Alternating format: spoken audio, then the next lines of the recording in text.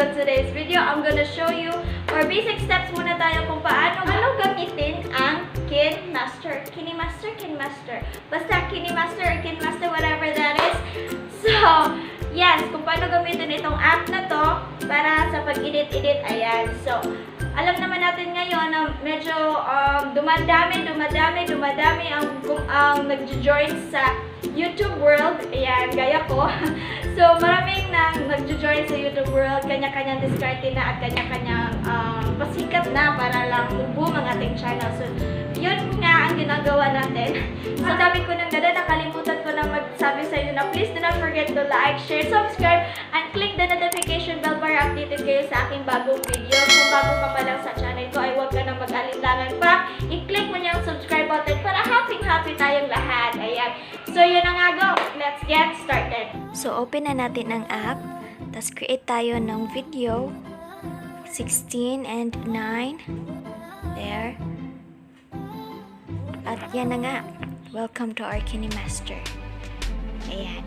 So, we have this music. Diyan, pipili tayo ng mga music na ating i-background or mga sound effects. Then, record. Like what I'm doing right now. Nag-record. Next is the layer. Ayan. So, marami tayong layers. Meron tayong FX, which is the effect. Ayan. Dami kong na-download na effect. Ayan.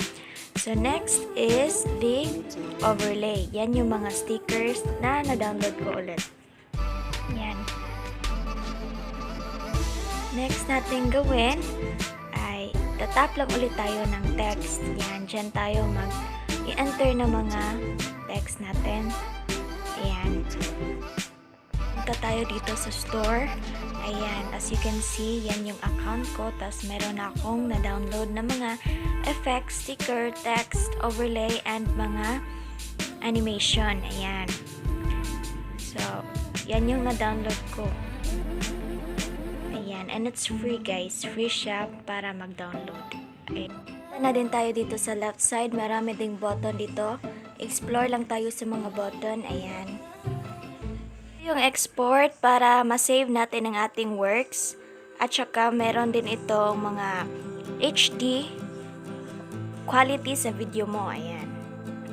So, tap lang natin itong mga videos. Ayan. At lalabas ng maraming button. Ito yung voice changer.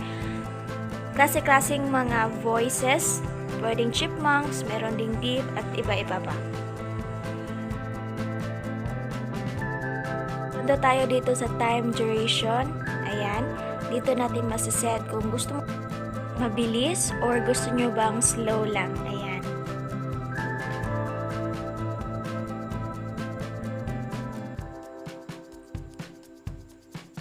Punta tayo dito sa filter. Ayan. So, klase-klase ding filter available para sa video mo. Ayan. So guys, explore muna natin ang mga button para malaman natin kung paano mag-edit.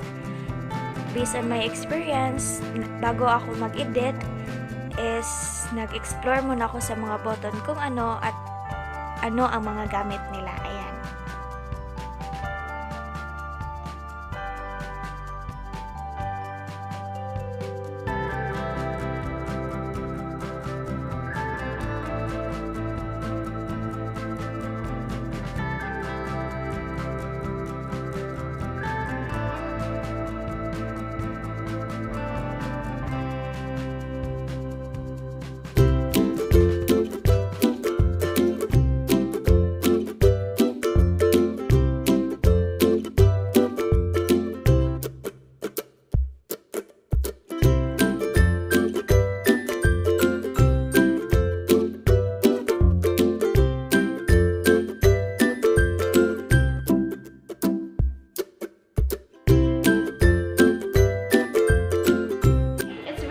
Talaga gamitin ng KineMaster. It is used by thousands of YouTubers ngayon sa pag-edit ng kanilang videos.